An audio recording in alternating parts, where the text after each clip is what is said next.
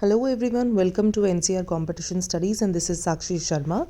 Today's topic of discussion is about cells and its types, prokaryotic cell and eukaryotic cell. So let's begin.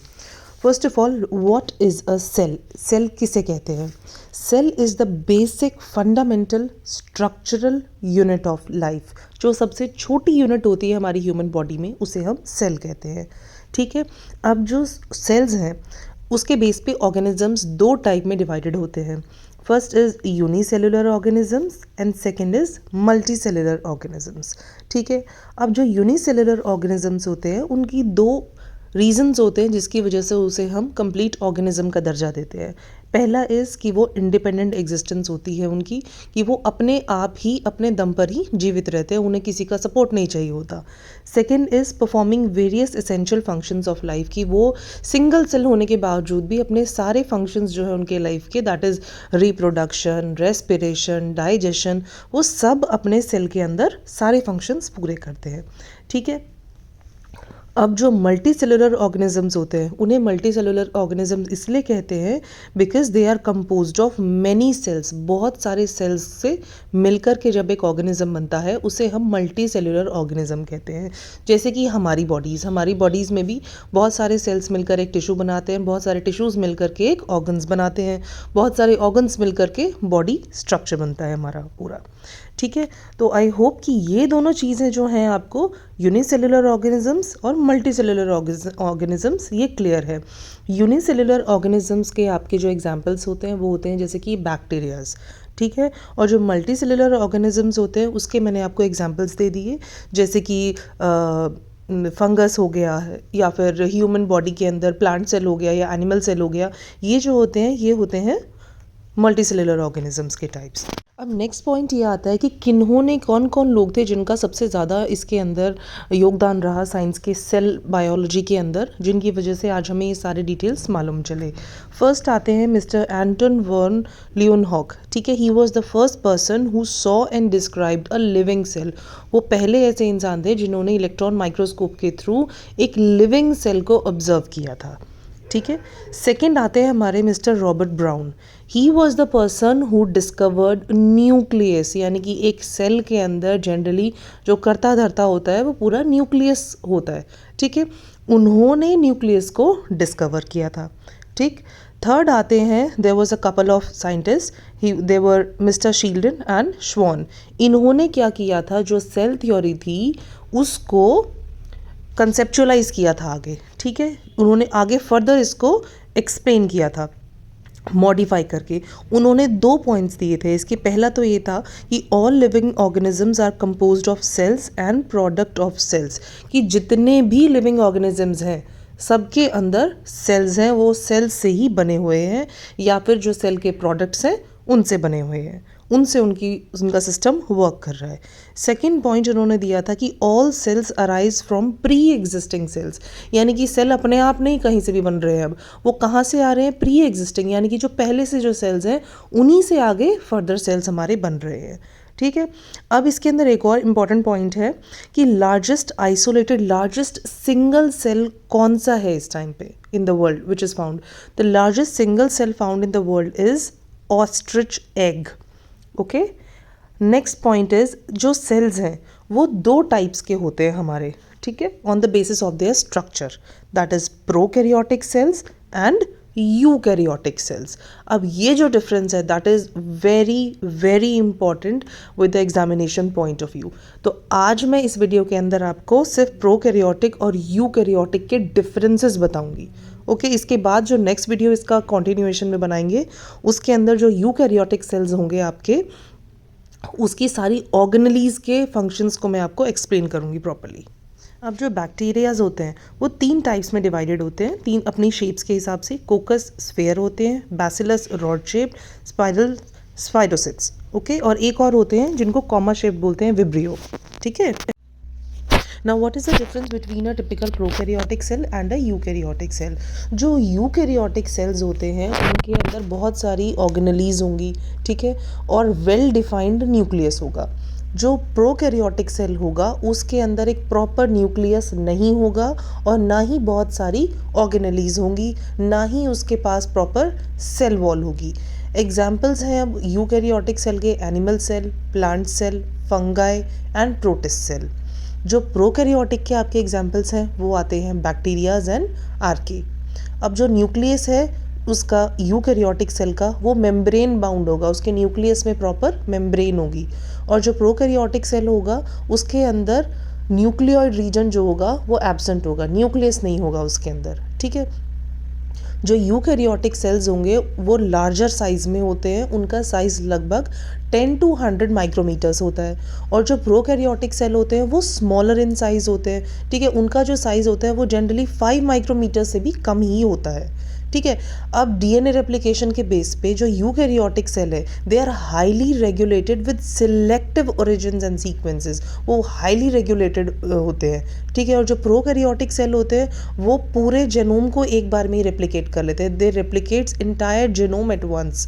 अब eukaryotic के जो type है organism type वो generally multi cellular होते हैं, prokaryotic generally unicellular होते हैं। Eukaryotic cells के अंदर मोर देन 1 क्रोमोसोम होता है, और जो प्रोकैरियोटिक सेल होते हैं उनके अंदर एक सिंगल लूप होता है डीएनए का और प्लाज्मिड्स होते हैं उसके अंदर, ठीक है। अब जो यूकैरियोटिक सेल के राइबोसोम्स होते हैं वो लार्जर इन साइज होते हैं, प्रोकैरियोटिक सेल्स के अंदर जो राइबोसोम्स होते हैं वो स्मॉलर इन साइज होते हैं। अब जो यूकैरियोटिक सेल्स होते हैं उनके अंदर जो ग्रोथ होती है, जो जनरेशन टाइम होता है वो स्लो होता है, क्योंकि तामझाम इतना है तो स्लो ही होगा प्रोसेस उसका। लेकिन जो प्रोकैरियोटिक सेल है वो फास्टर रेट पे रिप्रोड्यूस करते हैं, ठीक है। जो ऑर्गेनलीज होती हैं यूकैरियोटिक सेल में बहुत सारी आपको ऑर्गेनलीज मिलेंगी, प्रोकैरियोटिक सेल में कोई इतनी एक्स्ट्रा ऑर्गेनलीज नहीं होती है, बस मेन चीज़ें होती हैं। अब जो यूकैरियोटिक सेल हैं they have the ability to store heredity information, DNA होता है क्योंकि उनके अंदर भाई डबल स्टैंडर्ड क्रोमोसोम्स होते हैं प्रेजेंट, तो ऑब्वियसली उनके अंदर एबिलिटी होती है कि वो हेरिडिटरी इन्फॉर्मेशन को स्टोर कर सके। ये एबिलिटी प्रोकैरियोटिक सेल्स के अंदर भी होती है, ठीक है, लेकिन उतनी लेवल पे नहीं। All prokaryotes also have this ability but not at that good level. अब जो सेल वॉल होते हैं यूकैरियोटिक सेल के अंदर वो सिंपल होती है, ठीक है। वो जैसे कि प्लांट सेल हो गया, फंगस हो गया, इनके अंदर सेल वॉल प्रॉपर होती है। अब जो प्रोकैरियोटिक सेल होते हैं उनकी जो सेल वॉल होती है वो कॉम्प्लेक्स होती है, which is present in all the prokaryotes, okay. जो प्लाज्मा मेम्ब्रेन होता है वो यूकैरियोट सेल में भी प्रेजेंट होता है, वो प्रोकैरियोट में भी प्रेजेंट होता है। जो साइटोप्लाज्म होता है जो कि मैट्रिक्स फ्लूइड होता है जिसके अंदर ये सारी चीज़ें होती हैं, फ्लोट कर रही होती हैं, वो भी दोनों के अंदर प्रेजेंट होता है। तो अब नेक्स्ट आता है फ्लैजेला, जिसकी मदद से वो लोग मूव करते हैं। जो यूकैरियोटिक सेल होते हैं उनके अंदर कुछ ऐसे सेल्स होते हैं, कुछ सेल वॉल्स होती है जिनके अंदर फ्लैजेला होता है, लेकिन जो प्रोकैरियोट सेल होते हैं उनके अंदर सबके अंदर आपको फ्लैजेला मिलेगा which is made up of 2 proteins, ठीक है। जो यूकैरियोटिक सेल होते हैं they are made up of cellulose, chitin and pectin, और जो प्रोकैरियोट्स होते हैं they are made up of peptidoglycans, okay. तो ये जो सारे के सारे पॉइंट्स हैं आपके प्रोकैरियोट्स और यूकैरियोट्स के अंदर आते हैं। ये मेजर पॉइंट्स को भले नोट डाउन भी कर सकते हैं जो कि आपको इजी रहेगा नोट्स बनाने में अपने, ठीक है ना। I am giving you this time for noting it down. अब नेक्स्ट हमारे पास क्या आते हैं पॉइंट्स, वो है जो बैक्टीरियाज होते हैं they can be classified into 2 groups on the basis of differences in their cell envelopes, ठीक है। उनके जो सेल एनवेलप होता है और जो तरीका होता है उनका स्टेनिंग प्रोसीजर के ऊपर, उस बेस पे 2 चीज़ों में वो क्लासीफाई होते हैं। पहला होता है gram positive bacteria, negative bacterias होते हैं उनकी जो सेल वॉल है negative that is made up of porin या फिर लाइपोपॉलीसैकेराइड, और जो ग्राम पॉजिटिव बैक्टीरियाज होते हैं उनके अंदर वो सेल लेयर्स होती हैं, वो 3 टाइप्स में बनी होती है। जो आउटर मोस्ट होती है दैट इज कॉल्ड ग्लाइकोकैलिक्स, जो सेंटर वाली लेयर होती है बीच वाली मेम्ब्रेन उसको सेल वॉल बोलते हैं, और जो सबसे अंदर वाली जो मेम्ब्रेन होती है उसको हम प्लाज्मा मेम्ब्रेन बोलते हैं।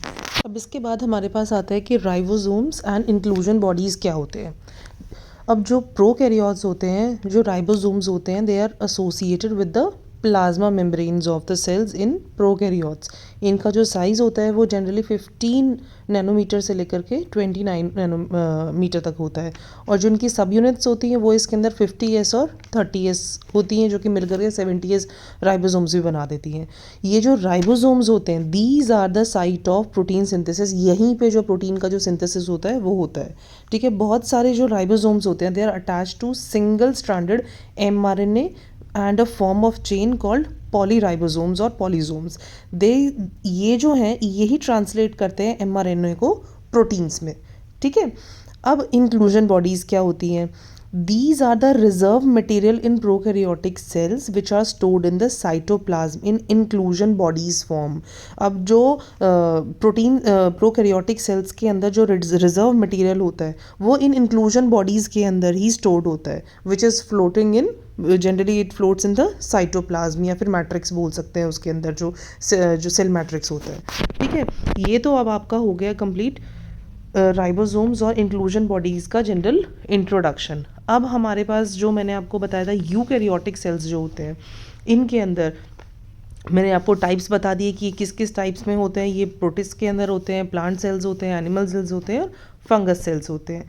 इनके अंदर एक्सटेंसिव कंपार्टमेंटलिज्म होता है, हर चीज़ प्रॉपरली डिफाइंड होती है. साइटोप्लाज्म में बहुत सारी ऑर्गेनेलीज होती हैं इसके अंदर. इसका एक डिस्टिंक्ट और ऑर्गेनाइज्ड न्यूक्लियस होता है जो कि एक न्यूक्लियर एनवेलप के अंदर प्रॉपरली पैक्ड होता है. नेक्स्ट है इसका पॉइंट कि जेनेटिक मटेरियल जो है वो क्रोमोसोम्स के फॉर्म में ऑर्गेनाइज्ड होता है. प्लांट और animal cells are different to each other. Different किस वे में होते हैं? अपनी सेल वॉल्स की वजह से होते हैं. जो प्लांट्स होते हैं, प्लांट सेल होते हैं, उसके अंदर सेल वॉल मिलेगी आपको, प्लास्टिड्स मिलेंगे और लार्ज सेंट्रल वैक्यूल्स मिलेंगे which is not present in the animal cells. Animal cells के अंदर सेंट्रियोल्स आपको मिलते हैं. ठीक है. इसके अंदर कौन सी ऑर्गेनेलीज होती हैं? इसके पास सेल मेम्ब्रेन होता है. यूकैरियोटिक सेल्स में सेल वॉल होती है. एंडोमेम्ब्रेन सिस्टम होता है. एंडोमेम्ब्रेन सिस्टम के अंदर क्या क्या चीज़ें आती हैं आपकी?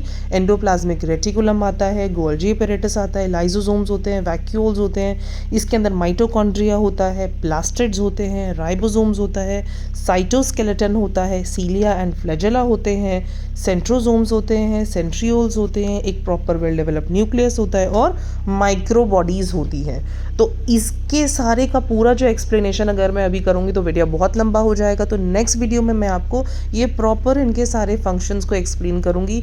इस चैप्टर में से, सेल के चैप्टर में से बहुत सारे क्वेश्चंस आते हैं एमसीक्यू टाइप्स आपके सारे ही एग्जाम्स में, चाहे वो कोई भी एग्जाम हो आपका, B it your 11th 12th exam, B it your competitive examination, HTAT ले लो, CTAT ले लो आप, या फिर आप अपना ये CET ले लो. सारे ही एग्जाम्स में आपके UPSC एंड HCS में भी इवन ये क्वेश्चंस आते हैं क्योंकि इंट्रोडक्शन ऑफ लाइफ है. ओके. आई होप आज का वीडियो आपको प्रॉपरली सारी चीज़ें क्लियर कर चुका होगा. इसके पार्ट 2 का वेट कीजिए एंड फॉलो एंड सब्सक्राइब कीजिए NCR कॉम्पिटिशन स्टडीज़ को ऐसी डिटेल वीडियोज़ के लिए.